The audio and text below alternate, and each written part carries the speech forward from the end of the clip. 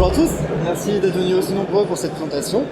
Aujourd'hui, on va parler du coup des premières choses à faire quand vous avez subi un incident de cybersécurité. Alors, je vais commencer par vous parler un petit peu de la BU cybersécurité de chez CCL 24/7. Et on va commencer par parler de moi. Je m'appelle Alexandre Chirou, je suis manager donc 6 heures chez Sectigo. J'ai commencé par faire du pentest, donc le pentest c'est la sécurité offensive, donc tester les sécurités de vos équipes, de vos équipements, de vos systèmes. Et aujourd'hui, je fais principalement de la réponse à incident et on va parler un petit peu de ce que c'est la réponse à incident. Qui sommes-nous? SSL 24/7, on a une équipe qui existe depuis 18 ans déjà. On a monté la BU Pentest il y a 6 ans et aujourd'hui, depuis un an, on va essayer de faire un peu de réponse incident et donc de se diversifier dans ce domaine. Au niveau de l'équipe, on a une équipe de plusieurs ingénieurs, donc dédiés réponse incident. On a plusieurs services, donc on a la réponse incident classique, on a de l'aide, de la simulation d'incident, on a de l'accompagnement des équipes, on a de la mise en place de plans de réponse incident, vraiment beaucoup de services qui sont axés autour de ça. Et pour pouvoir donner la possibilité de mettre en place ce service, on a toute une équipe qui est certifiée à faire ces actions. La réponse incident, qu'est-ce que c'est? Donc, quand on a un incident dans son entreprise, on a besoin de faire appel à des experts ou à des compétences qui permettent d'apporter une approche structurée pour résoudre le problème. Donc on a toujours plusieurs étapes qui sont les suivantes. Donc on va commencer par préparer sa réponse incident. On va identifier le problème, on va essayer de comprendre d'où il vient, comment il est apparu. Ensuite, on va confiner les systèmes, on va essayer de les isoler, d'empêcher la propagation d'incidents. Puis après, on va éradiquer les menaces, on va retirer les virus, on va retirer les malwares s'il y en a. Puis ensuite, on va arriver sur une étape de restauration, on repartira sur une activité normale. Et enfin, on essaiera d'en tirer les conclusions. C'est toujours la même façon dont on aborde une réponse à incident, toujours c'est le même processus. Et donc, le but de la réponse, ça va être d'apporter une solution rapide au problème afin de limiter les risques et les pertes d'argent pour votre entreprise. On va passer au sujet du jour, les étapes à mettre en place lorsqu'il y a un incident. Donc, quelles sont les étapes à mettre en place? Eh bien, je vous ai eu. On va commencer par l'étape la plus importante qui n'est pas à mettre en place quand il y a un incident, mais avant, la préparation. Du coup, en termes de préparation, c'est vraiment l'étape la plus importante. Ici, en préparation, on va essayer de faire plusieurs choses. Le plus important, je dirais, c'est la mise en place d'un plan de réponse incident. C'est pas quelque chose qui est obligatoire aujourd'hui, au même titre qu'un PRA, un plan de reprise d'activité, mais c'est quelque chose qui va vous sauver la vie en cas d'incident et qui va permettre d'identifier les personnes à qui on doit communiquer, qui va permettre de mettre en place des procédures ciblées spécifiques à votre entreprise, mais aussi de s'assurer que l'environnement il est vraiment prêt, que vous avez par exemple des listes de PC qui sont disponibles, vous savez votre réseau, etc. Vous connaissez vos systèmes. Donc voilà, la mise en place du plan de réponse incident le plus important. Ensuite, la préparation, ça consiste aussi à s'assurer qu'en cas de problème, vous avez l'ensemble des éléments à votre disposition. Vous avez accès aux journaux, vous avez accès aux logs, etc. Que tout est prévu, que tout est planifié, prévu. Et donc pour ça, en préparant, on va s'assurer qu'on a une rétention suffisante des informations. On va s'assurer que les données sont externalisées, qu'en cas d'attaque, les attaquants ne pourront pas détruire les journaux de log. Et on va s'assurer aussi que tout est centralisé au même point, dans la limite du possible. Troisième point, on va essayer de déployer un arsenal de cybersécurité en amont. C'est pas le jour où on a un incident qu'on va essayer de déployer des mesures, on va essayer de les mettre au fur et à mesure en amont. Donc les EDR, les MDR, c'est beaucoup d'acronymes, mais tout ça c'est des solutions de cybersécurité. Donc les EDR qui vont pouvoir se mettre sur vos machines hautes, donc par exemple sur vos utilisateurs, qui vont détecter les menaces directement sur les machines. Les NDR, c'est plutôt tout ce qui va être attaque sur le réseau, donc détecter ces attaques en amont, pouvoir les enregistrer, etc.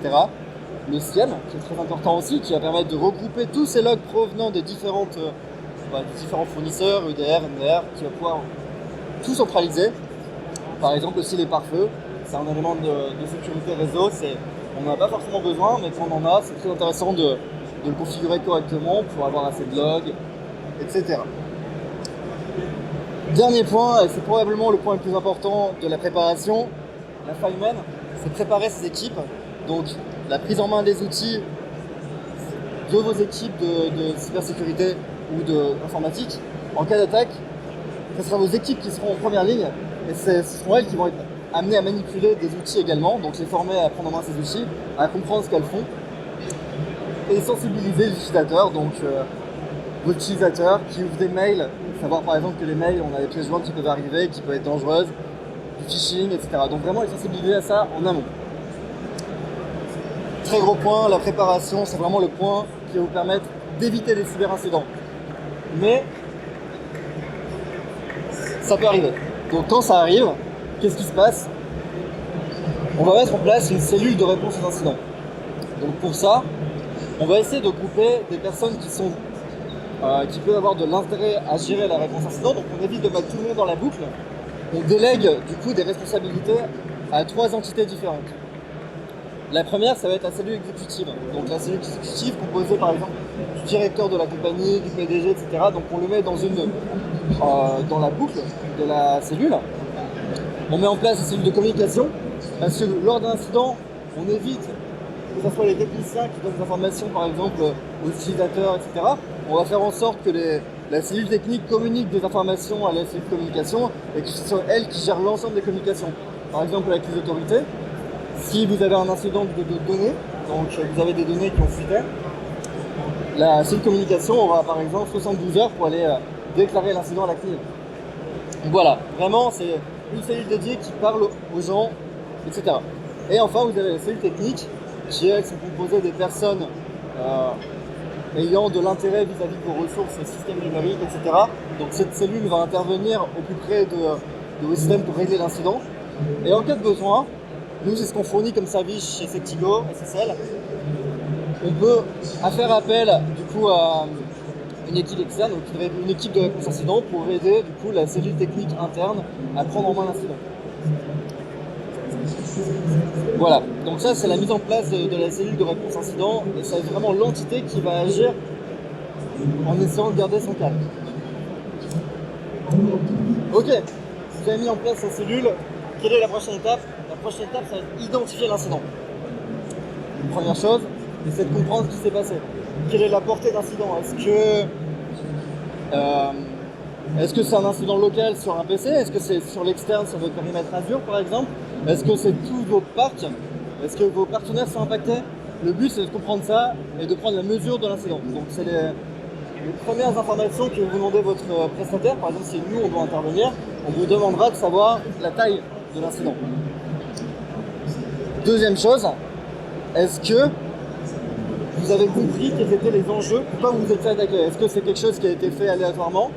Est-ce que c'est quelque chose, une attaque ciblée, un attaquant interne? Le but c'est de savoir un peu ce qui s'est passé. Voilà, première chose c'est identifier. C'est les informations qu'on va demander dans un premier temps. Ensuite, très important, dans le cadre d'une réponse incident, on va pouvoir par exemple avoir des menaces internes ou des menaces externes et le but ça va être de collecter les preuves pour pouvoir les utiliser en cas de conflit ou en cas de litige judiciaire. Le but c'est de préserver l'intégrité des preuves. Donc pour ça, quand vous avez une réponse incident à faire en interne, prenez en note tout ce que vous faites. Vous sauvegardez tout ce que vous faites, toutes les actions dans un livre, dans un Excel, peu importe, et vous marquez l'heure, l'action effectuée sur tel système et également l'auteur. Vraiment, le but c'est de garder toutes les traces dans un ordre chronologique de ce que vous avez pu faire. Très important, si vous avez des PC qui ont été infectés ou des systèmes sur lesquels vous avez un doute, surtout ne jamais les débrancher électriquement, ne pas les éteindre, ne pas les mettre hors tension. Pour isoler la menace, le mieux c'est de retirer la prise network, on débranche le RJ45 et vous laissez comme ça. De cette façon, si jamais il y a un intervenant qui doit intervenir sur cette machine, il va pouvoir faire une copie de la mémoire et par exemple retrouver des processus qui seraient en train d'être exécutés et comprendre plus précisément d'où vient l'attaque et qu'est-ce qu'elle fait exactement sur le système. Ensuite, la préservation des preuves sur les machines impactées. Ça, c'est un point très important.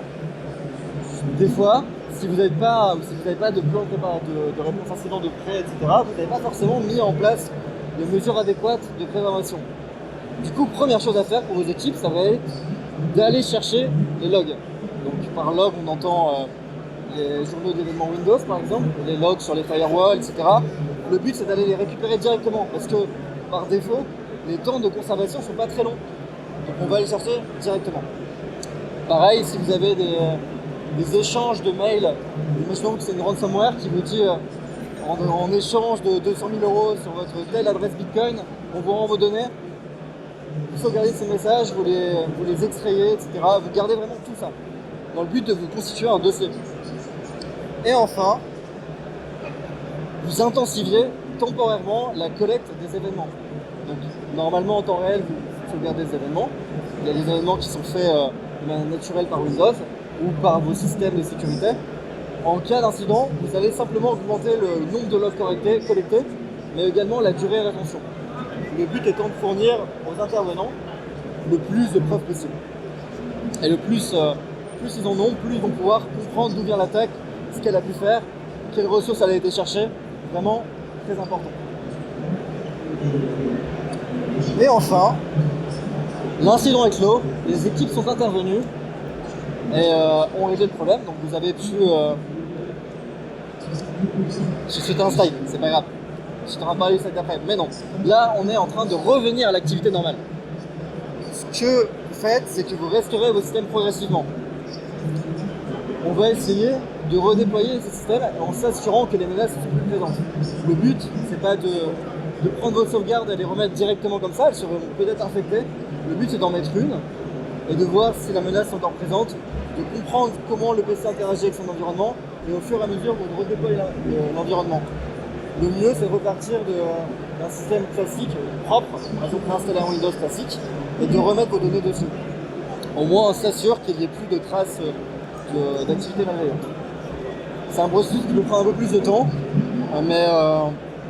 mais au moins, ça assure vraiment le suivi correct et l'absence normale d'activité malveillante. Maintenant, on y est. Tirer parti de l'expérience acquise en temps de crise. Très important.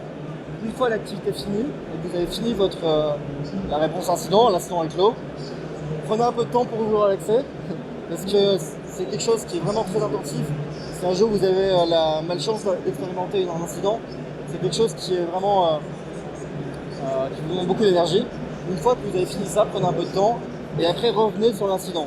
Le but, c'est de comprendre, de pouvoir se poser autour d'une table avec vos équipes, aussi les intervenants, et de prendre la mesure de ce qui s'est passé, de comprendre comment vos systèmes ont interagi, est-ce qu'il manquait des choses, savoir est-ce que vos systèmes ont pu être à même de tirer assez d'événements, de tirer assez de logs, etc.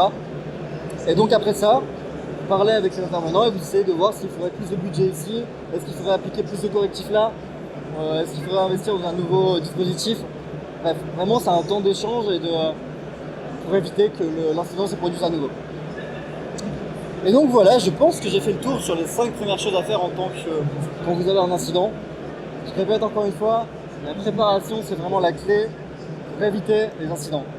Donc plan de réponse incident, audit technique, pentest, vraiment protégez-vous et au cas où ça arrive, on a vu les étapes ensemble, essayez de les appliquer au mieux. Voilà, merci beaucoup pour votre attention et puis si vous avez des questions, n'hésitez pas.